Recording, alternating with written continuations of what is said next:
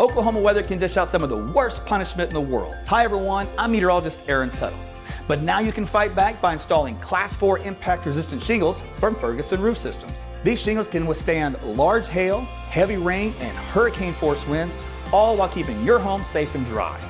And the best part, this upgrade is completely free for many homeowners. So call today to start reaping the benefits these Class 4 shingles bring, including a discount on home insurance. Only at FergusonRoofSystems.com.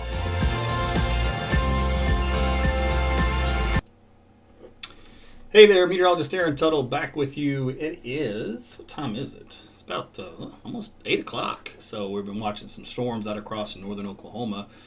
And so we had one of them actually rotate enough to produce a wall cloud near Stillwater. We'll show you what's left of that activity here in just a minute. But thanks for joining me, liking and sharing this video. I see some stars out there. Sherry and Leslie, appreciate you ladies. So what we're going to do is talk about the threat of severe weather for this evening. We'll give you an update on where the storms are, when it's going to move in Oklahoma City. What about you guys in Tulsa? We'll get all that taken care of. So thanks for joining me. All right, so the first thing I want to show you out the door is we do have a little storm here northwest of Oklahoma City. That's that little weak-looking thing out there on the picture on the left, but it's making for a great sunset.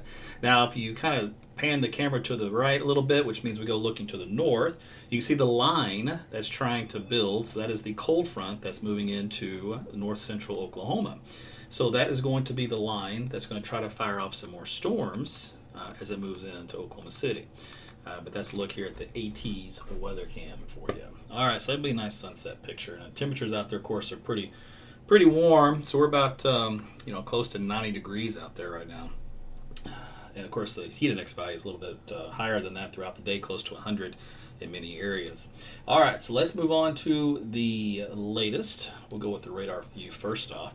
So here's a look at the latest radar across the state. You can see the line of storms out there over across Tulsa area, kind of north of Oklahoma City. I just showed you the line, what it looks like on a camera view. But from Wagner, Muskogee, up to just north of Fort Smith, northwest of Arkansas, stretches through Tulsa, some heavy rainfall at that. Nothing severe in that area. Now, we do have a tag that has been included. Now, this says tornado possible. So this is what I was talking about with the developing circulation feature in this area east of Cushing. This line extends on west from there to Perkins and Coyle, then kind of slacks off a bit around Guthrie, and then new showers and storms getting going around Kingfisher, Dover, Okarche, and Watauga. So this activity is going to continue to try to fill in along that front that I've showed you, and then that would move southward here into the greater Oklahoma City area. So that is what we're watching for right now to see if that ends up being the case. So hang on for that. Okay, let's also take a look at the, let's see, clear that. Let's go to this view here. All right, so on the tornado tag around Drumright, here's a look at that particular storm. Interesting is that the rotation that was there earlier isn't nearly as pronounced as it was. Let me see if I can go back far enough in time to give you an idea. So here what it was around Yale, and it was actually a little bit better than that when it was north of Cushing. But you can see a little bit of a circulation feature within this area. So it's this area here, the couplet, and like I said, that's to the north, well north of Oklahoma City. It's in northern Oklahoma. And that kind of moved on to the south and east toward Drumright, but it never tightened up. So it did produce a brief wall cloud with it, but never tightened up to produce a tornado, so there was no threat there yet. But it just goes to show you that sometimes things get a little carried away. And that is right in the frontal boundary. And I talked about that being a freak accident, or freak event, rather, if we'd see a tornado today, because it would probably have to ride along the frontal boundary and not let the front undercut it. So that's what's kind of happened up in that area. So some good storms there. Let's see. Let's take a look at the path of this. Let's see. So it's going to be heading up toward Bristow, really. Now this whole line is actually moving to the south, really. So that's kind of what things are looking at. It was about a 33 mile per hour track. Hail also around about an inch in diameter with these thunderstorms, and that's on the east side. And here on the west side, same kind of idea, moving to the south-southeast, about 30 miles per hour, with generic warning including 60 mile per hour winds and 1 inch hail. Now some storms around the Tulsa area north of there got wind over 70 miles per hour earlier this afternoon. So that is a possibility as well. Let me take a look at the big picture, and then we're going to go back to the radar and kind of give you a round-robin tour here. So the severe thunderstorm watch remains in effect here across this little area of the state. So it pretty much runs up and down along the I-44 corridor. So it does include Tulsa, Stillwater, Muskogee, down toward Oklahoma City, Chickasha, Lawton, Altus.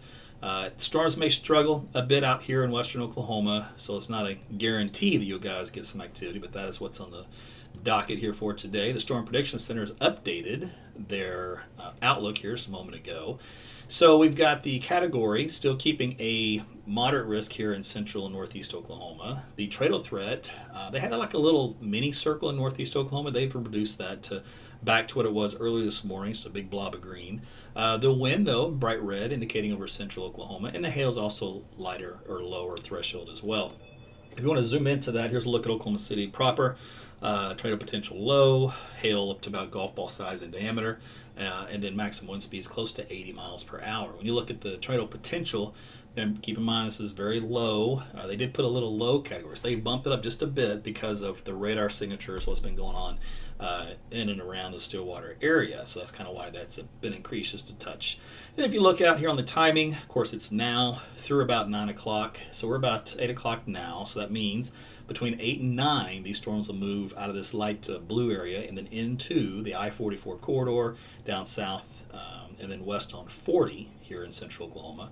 If we take a look at the actual front and the position of it, we're going to get a little messy here, but it's going to be roughly about this direction here. So this is the cold front. Earlier this morning, it was up in the northwestern part of the panhandle, and so this front is moving to the south. And so what happens is there is a chance things can get aligned just right in this area where you can get maybe possibly a brief tornado. Because what happens is this part of the front moves south faster than this part does. And so this kind of is a little slower, so that just allows a little bit of a possibility. It's not a big one at all. Don't get too excited. It's just that's what's out there. What you'll also notice, and this is the reason why we're having a tough time to get storms firing so far in this area along the front. Look at these winds.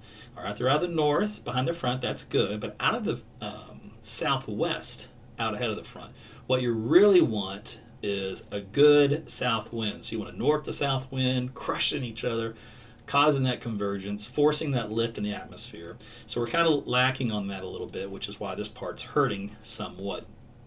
Temperatures, of course, are pretty toasty out there. If we look at the satellite viewpoint, the shadows indicate the strongest, tallest thunderstorms.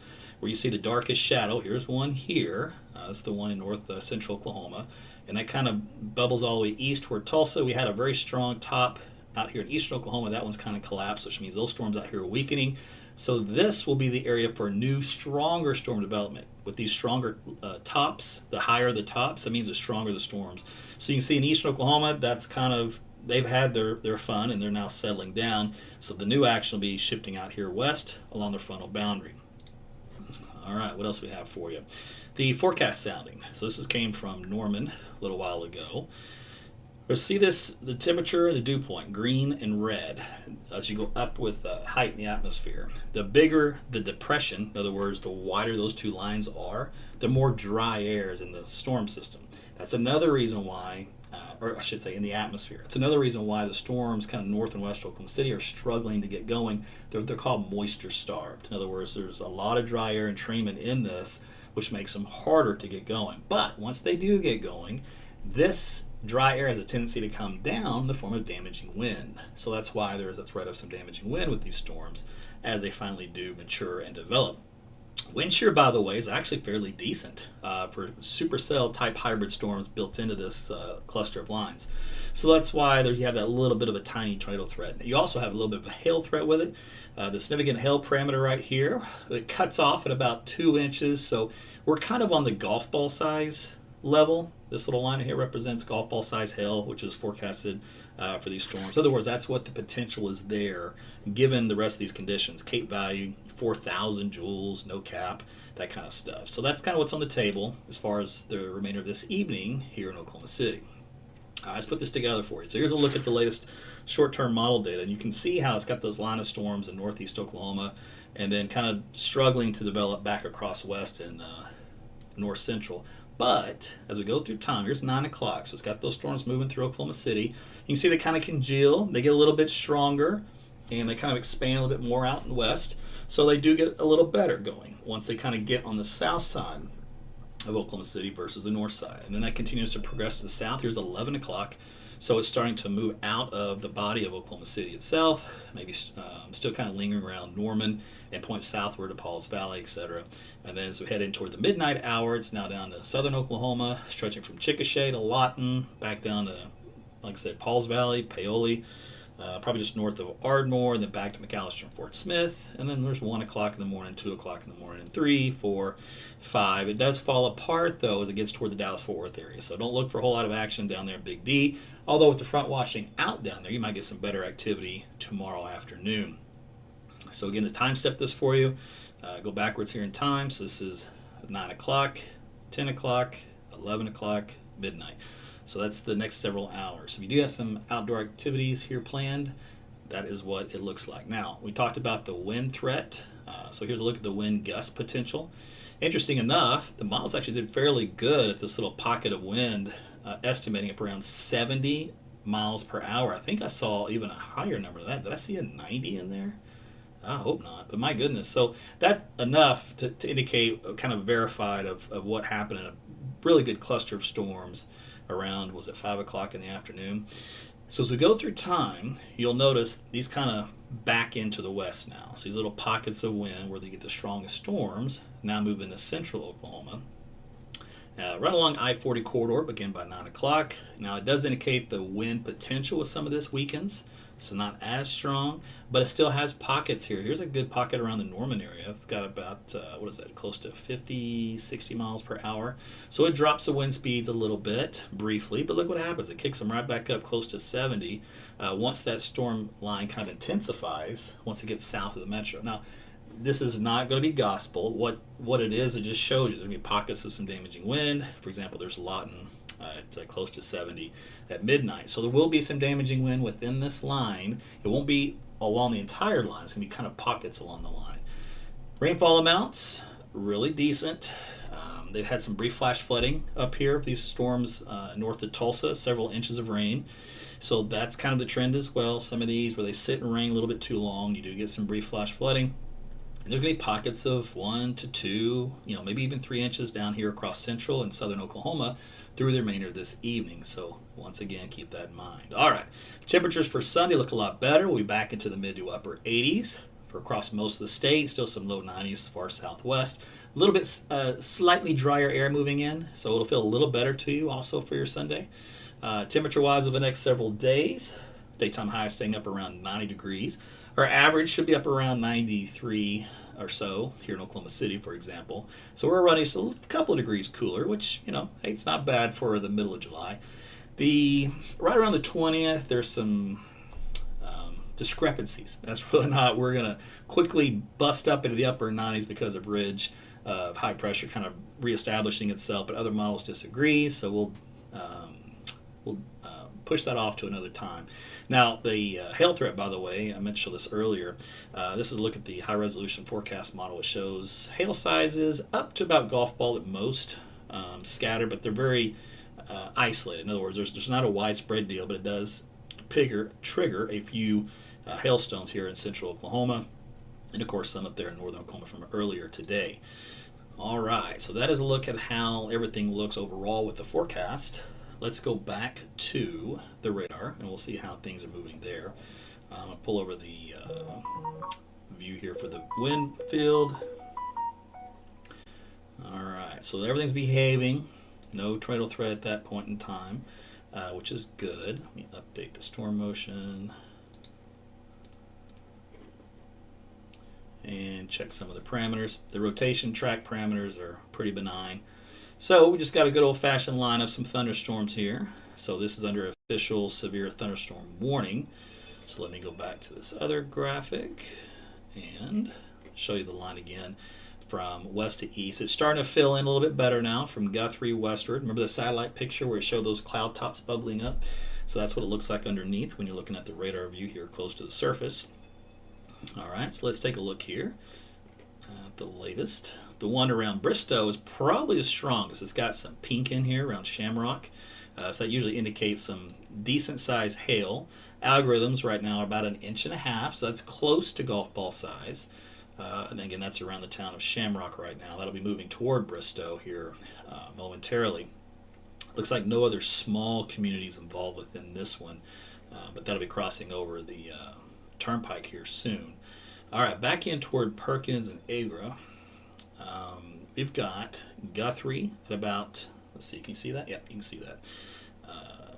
820, Cedar Valley about 821, Meridian 822, Cimarron City, and then Depew and Kearney and Kendrick. So that's all over the next half hour. So that's where this cluster of storms will kind of move to the south for. And then, of course, you've got other storms back out here toward Coyle, Guthrie, Cache, and these are all relatively new. So no new storm track updates for those just yet, but that kind of gives you the idea. Let's see, the actual severe thunderstorm warning will go until about 8:45, moving to the southeast at 26 miles per hour. So it's dropped. Remember the last time we looked at it was around 30, with 1-inch size hail. But again, remember, we're going to see pockets of some bigger hail, and wind up around 60 miles per hour until they see the whites of its eyes. In other words, once then the wind starts to come crashing down, that'll change. So let me look at a couple of products here. By the way, thanks for watching. Like and sharing this video. Tell your friends and family about AT's weather, how you get some weather coverage from a more calmer approach without all the gloom and doom, and we're all going to die. I don't do that here. You may see that on the TV station sometimes from time to time, or at least give you that impression, but we don't do that here. I just show you what actually is really occurring. All right, let's go to the probe. The probe shows we got some big hail up around the Coyle and Guthrie area in some of these bigger storms, up to around 2 inches in diameter. I have not seen proof of that, but that is interesting. It does have the golf ball size hail over the one northwest of Bristow, so that one I know is verifying. This stuff is new, so we're going to see. This little 2 here indicates a hail detection probability of 2.5 inches in diameter. So let's go interrogate that stuff, right? So that's what we're going to do here. Let's take a look. So we do have a little pink area south of Langston, so that does indicate typically some good size hail in there. But we need to go and take a cross section of it. Let's just split the line, and we're going to see in this area what it looks like. And I need to see that hail kind of in the pink shading aloft as well. All right, so here's where we do have these cores aloft. So anytime you get these little pink cores, it's usually up around 70 dBz. Now that correlates to large hail. It's going to be at least golf ball. Whether or not it's 2.5, I'm going to need to look at some other parameters, but it's at least going to be golf ball size hail. So that's a pretty good line of some elevated hailstorms. And this is on the new developing line. Again, that's around Guthrie and points westward. Remember I talked about how those would be the stronger storms, and the weaker storms will now be in the eastern Oklahoma. All right, so let me do something else here. All right.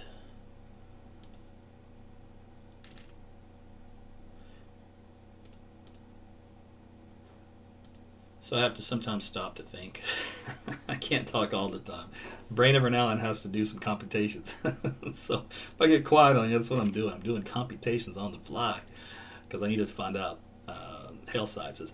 All right, so there is some correlation with the ZDR and the CC and the reflectivity notch for this little elevated guy up here to the north. So that does mean there's going to be some hail. It's probably 2 inches in diameter.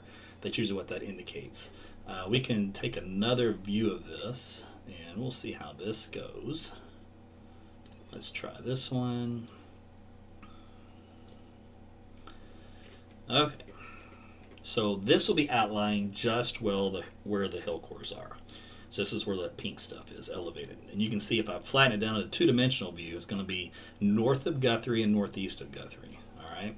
But you can see it's aloft. So what happens is, as long as the updrafts are strong enough, it will actually hold these large hailstones aloft, and they're going to grow in size and get bigger and bigger. They're going to tumble and get more of that colder air aloft along with the moisture, and it's going to produce the bigger hailstones. And then eventually it will come crashing down. When it does, that's when we get the hail at the surface, the big hail. But right now it's holding like I said, out of loft. All right, now that's the only spot of this particular storm that's got the big hail. Now let's go back over here to our old spot that we looked at to see if it still has hail or if it's kind of diminished. It may have already dropped its load while we were looking earlier. And so there you go. So this one looks like it's falling down in height. It's not as high up. So this is from about 25,000 feet down to about 10,000 feet, which is about where the radar, the lowest beam of the radar is going to be slicing it. So if we look at this in animation, go back one more. Okay, so it didn't have a lot of hailstones, just had a little. But you can see how it's been kind of floating around. Now, what you can do is you can see this little spatch here, and then you can see the action on the ground. So in other words, this little core came down. And we'll see what this core does here if it comes down on the next scan. So that one kind of held aloft. So it's still holding aloft. So there's still a little bit more hail to go, in other words. That still hasn't quite come down in that area. So there you go. So a couple little hail cores within this line. That will be at least golf ball size. Okay, so that I kind of like to do that kind of stuff, a little interrogation, just to kind of get an idea of what's going on. So I move around a lot of different products, so hang with me. Let's see, Bristow. So in this particular case, some strong winds, but otherwise, still again nothing potentially tornadic.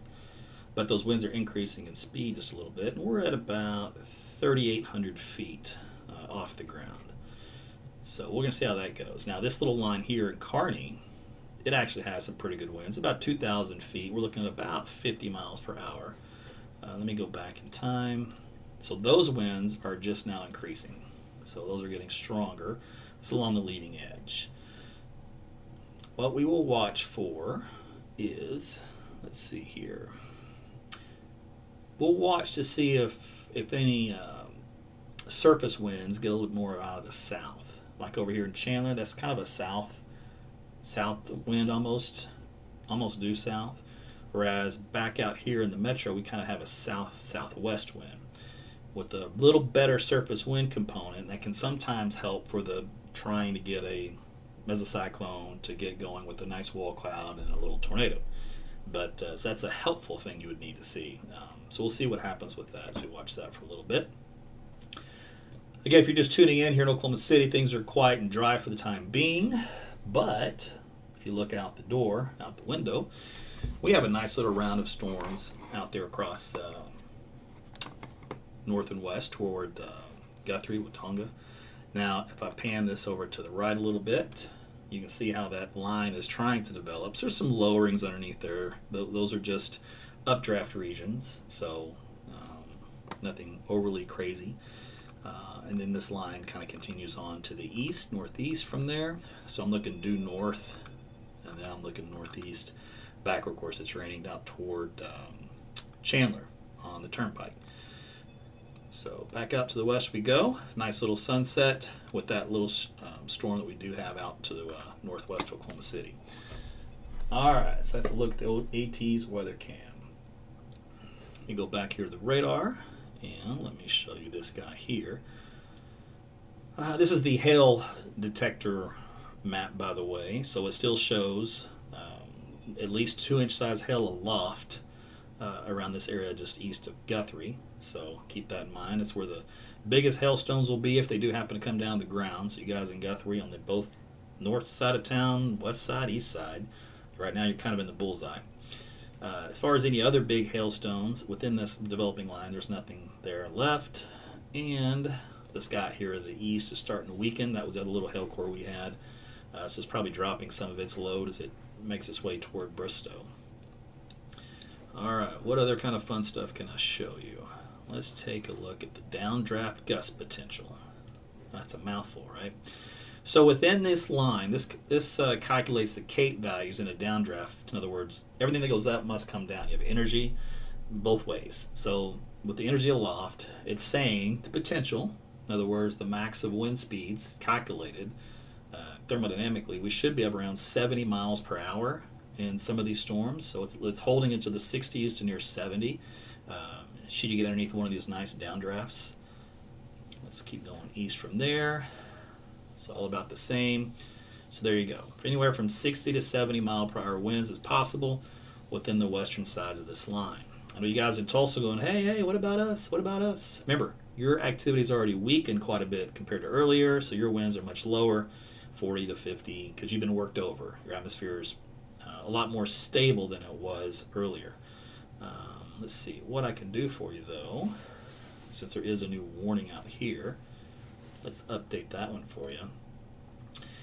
So Coweta, New Tulsa, Inola, Wagner, okay, and Holbert through the next half hour. So it takes you to about 8:54. That's for this particular cell.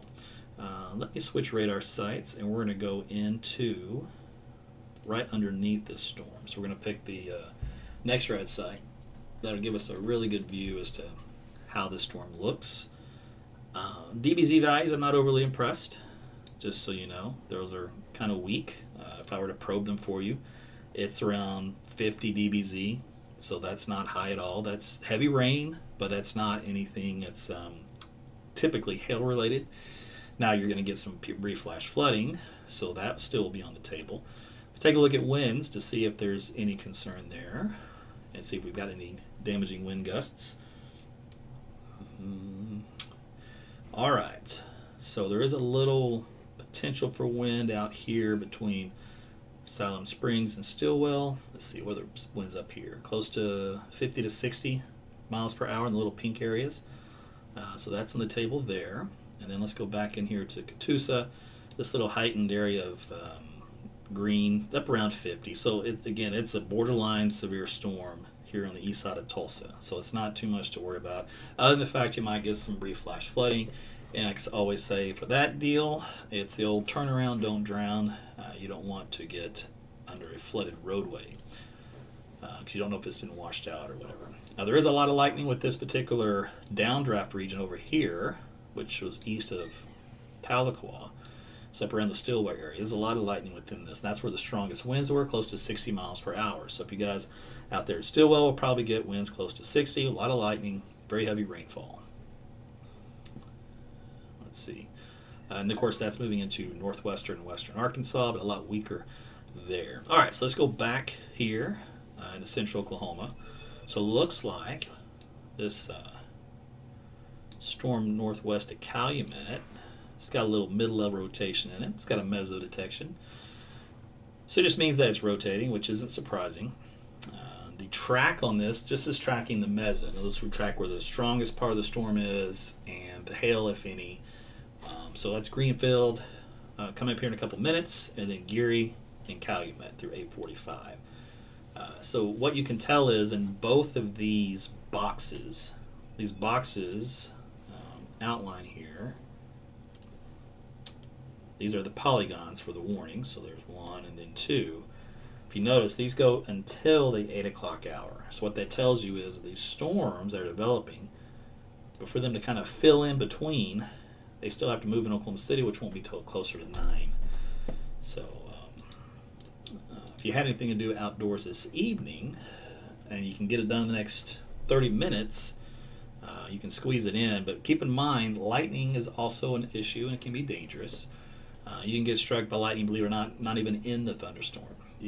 So typically we'll get about a 15-mile notice. Like if you use my weather app, AT's Weather to Go, if there's lightning within 15 miles, it'll notify you because you're still within the strike zone.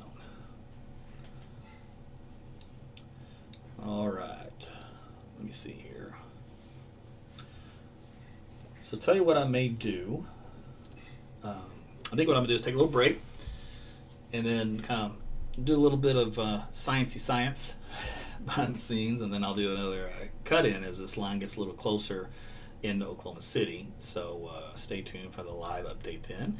Until then, make sure you like and share this video so that your friends and family will see it on their feeds. They can check in on YouTube, Twitter, and Facebook for right now. I'm trying to play with a couple options. One may be in the future for live streaming, so one may be Gab TV and Rumble. So I'm trying to get on as many platforms as I can to broadcast live weather coverage. So that'll be the future I'm looking at too over the summer, so we'll see if that pans out. But meanwhile, you can at least do the big three for now. All right, well, thanks for watching, and we'll talk again soon. Be safe out there.